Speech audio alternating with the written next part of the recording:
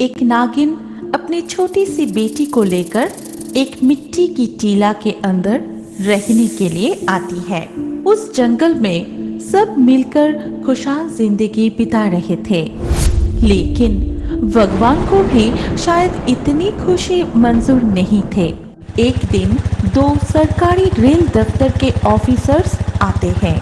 उन लोगों के बीच जो बातें होते हैं वो सारी बातें नागिन अपने कोठरी में बैठ के सुनती है। ये जगह एकदम ठीक ठाक है रेल पटरी को लगाने के लिए।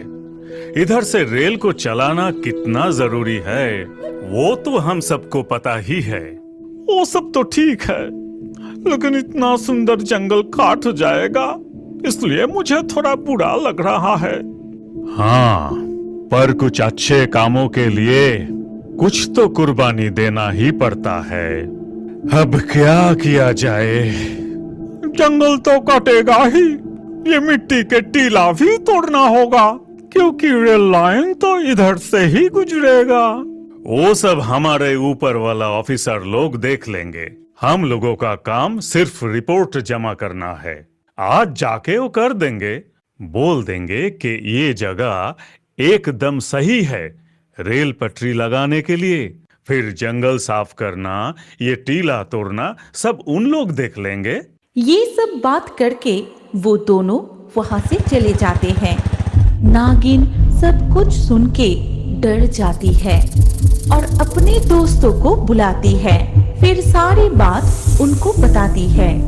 सब कुछ सुना तुम लोगों ने? अब बताओ क्या किया जाए?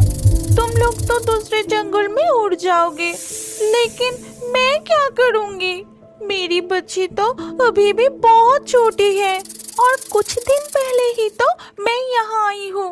मैं इतनी आसानी से अपना घर नहीं छोड़ूंगी। लेकिन हम लोग कर भी क्या सकते हैं? उन लोगों के साथ लड़ाई करके भी हम जीत नहीं पाएंगे। तुम तो एक छोटी सी पंछी हो, लेकिन हम सब एक साथ मिलकर कुछ न कुछ जरूर कर सकते हैं। देखो, ऐसा भावनाओं में बहकने से कोई काम नहीं होगा। उन लोगों से हम जीत नहीं पाएंगे। इससे अच्छा समय रहते रहते हम नए घोंसले बनाने के जगह ढूंढते हैं। तुम चिंता मत करो, तुम्हारी बच्ची को नए कोठरी में पहुंचाने की जिम्मेदारी मेरा। हम सब एक साथ ही नए जगह के खोज में निकलेंगे। सब नागिन को बहुत समझाने की कोशिश किए, लेकिन नागिन अपनी बातों पे अड़ी रही और एक ही बात कहते रही कि वो इस जगह को छोड़ के कहीं नहीं जाएगी। इधर रेल ऑफिसर्स वालों ने अपना काम शुरू कर दिया, इसीलिए जंगल के पशु पंछियां अपने लिए दूसरे जगह खोजने में व्यस्त हो गए। लेकिन नागिनी ना तो कहीं गई और ना तो कोई नई जगह ढूंढी। वो जैसे पहले अपनी जिंदगी गुजर रही थी वैसे ही गुजरती रही। कोई मेरे साथ नहीं दिया, लेकिन मैं इस जगह को नहीं छोड़ूंगी, जान चली जाए तो भी नहीं। लेकिन अपनी जिद के वजह से मैं अपनी बच्ची को मुसीबत में नहीं डाल सकती। उसके सामने खूबसूरत जिंदगी पड़ी है, उसे अच्छे से जीने देना मेरी जिम्मेदारी है। ये सब सोच के वो मैक्स ईगल को बुलाती है।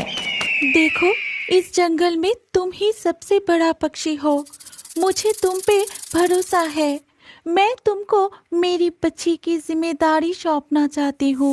मैं यहाँ से कहीं नहीं जाऊंगी, लेकिन तुम मेरी बच्ची को ले जाओ, उसके देखभाल अच्छे से करना। तुम ये गलत कर रही हो। तुम्हारी बच्ची बहुत ही छोटी है। हम सब जान लगाकर उसकी देखभाल करेंगे, लेकिन उसको तुम्हारी जरूरत है। तुम अपनी जिद की वजह से अपनी बच्ची को ही खो रही हो। मैं जो भी कर रही हूँ सोच समझ कर ही कर रही हूँ। तुम सब मेरी बच्ची को अच्छी परवरिश दोगे, ये मेरा यकीन है। मुझे कमजोर मत करो। इसे लेकर जाओ। फिर मैक्स ईगल नागिनी की बेटी को अपने साथ लेकर चली जाती है। नागिनी यहाँ पे अकेली रह जाती है। पूरी जंगल खाली हो गया था। मिट्टी के टीले के नीचे नागिनी चुपचाप बैठी रही। वो मन ही मन सोचने लगा कि कैसे ये कार्यक्रम रोका जाए। कितने सारे पशु पक्षी को बेघर किया ये रेल पटरी। अगर मैं मर भी जाती हूँ तब भी ये जगह नहीं छोड़ूंगी और एक भी रेल को यहाँ से चलने नहीं दूंगी, और ये वादा मेरी अपने आप से है। कुछ ही दिनों में मिट्टी के टीला भी तोड़ दिए गए। जंगल को तो पहले ही साफ कर दिया गया था। वहाँ रेल पटरी भी लगाए दिए गए। उसके कुछ ही दिन बाद पहले रेल चलना शुरू किया। जहाँ वो टीला थी, हर रात को उस जगह पे आके नागिनी रोती रहती थी। ये क्या कर दिया इन लोगों ने। मैं यहाँ अपनी बेटी के साथ कितनी खुशी से रह रही थी, और इस जंगल में सारे पशु पक्षी मिलके कितने मजा करते थे, लेकिन अब सब खाली हो गया है। तभी अचानक उस रेल लाइन में तेजी से एक ट्रेन आ जाती है और नागिनी पटरी से हट जाने के पहले ही एक्सीडेंट में उसकी देहांत हो जाती है। और वो नागिनी की अतृप्त आत्मा चुड़ैल बनके रेल पटरी के आसपास ही भटकने लगती है। अब मैं यहाँ पे एक भी रेल चलने नहीं दूंगी, किसी को भी शांति नहीं दूंगी। सबने मिलके मेरे घर छीन लिए, मेरी बच्ची को और मेरे सारे दोस्तों से मुझे अलग कर दिए। अब किसी को नहीं छोड़ूंगी। उस दिन के बाद से एक भी रेल सही सलामत चल नहीं पाया। कुछ रेल वहाँ खराब हो जाता था और कुछ का अचानक एक्सीडेंट हो जाती थी। कुछ तो कहाँ गायब हो गई, किसी को पता ही नहीं चला। रेल के समय अनुसार रात को वहां पर से जो रेल गुजरने वाली थी, वो रेल अपनी मंजिल तक पहुंच ही नहीं पाया। रेल दफ्तर वाले बहुत चिंता में आ गए और इस बारे में खोज करने के लिए उन दोनों ऑफिसर्स को भेज दिए गए।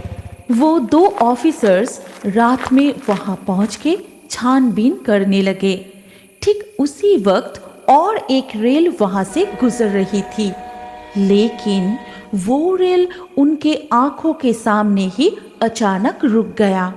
फिर दोनों को और भी चौंका के वो रेल वहां से गायब भी हो गया। और ये आश्चर्य घटना देख के दोनों ऑफिसर्स बहुत डर गए। कौन है? कौन है यहाँ? पता नहीं ये सब क्या हो रहा है, कहाँ फंस गए हैं हम लोग। तभी उन दोनों के सामने नागिन चुड़ैल प्रकट होती है। ये हमारी जगह है, तुम लोग यहाँ के जंगल साफ करके हम सबको बेघर कर दिए, मुझे मेरी बेटी से अलग कर दिए। मैं कभी यहाँ रेल चलने ही नहीं दूंगी। तुम लोग अपने सुविधा के लिए इतने सारे प्राणी को यहाँ से भगाया, अब तुम लोग इसकी सबक भुगतो।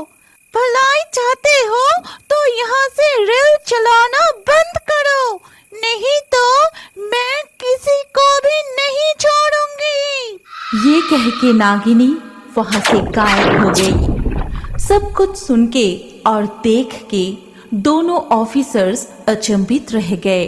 फिर अगले दिन सुबह वो दोनों ऑफिसर्स अपने दफ्तर में जाके सब कुछ बताया और रेल वालों ने वहां रेल बंद करने की फैसला लिया। और कुछ ही दिन बाद वहां पे रेल चलना बंद हो गया। फिर नागिन चुड़ैल अपनी बेटी को ढूंढते हुए मैक्स के पास जा पहुंची और उसने देखा कि छोटी सी नागिन मैक्स, टुनिया, नैन्सी सबके साथ बहुत खुश है। तब नागिन चुड़ैल उन सब के सामने प्रकट होके सारी बात बताई। आज मेरी आत्मा को शांति मिल जाएगी। मैं आज बहुत खुश हूँ। तुम लोग मेरी बेटी की अच्छी परवरिश कर रही हो, ये देख के मुझे और भी शांति मिल गई। और अब इस चुड़ैल के रूप से मुझे मुक्ति मिल जाएगी। कुछ साल बाद ही शुकियापुर के जंगल फिर से हरा भरा हो जाएगा। तुम सब अपनी अपनी जगह पे लौट जाना, तभी मेरी लड़ाई को न्याय मिलेगी। ये कह के नागिन चुड़ैल हमेशा के लिए गायब हो गई। कुछ साल बाद सारे पंछियां छोटी सी नागिनी को लेकर शुकियापुर के जंगल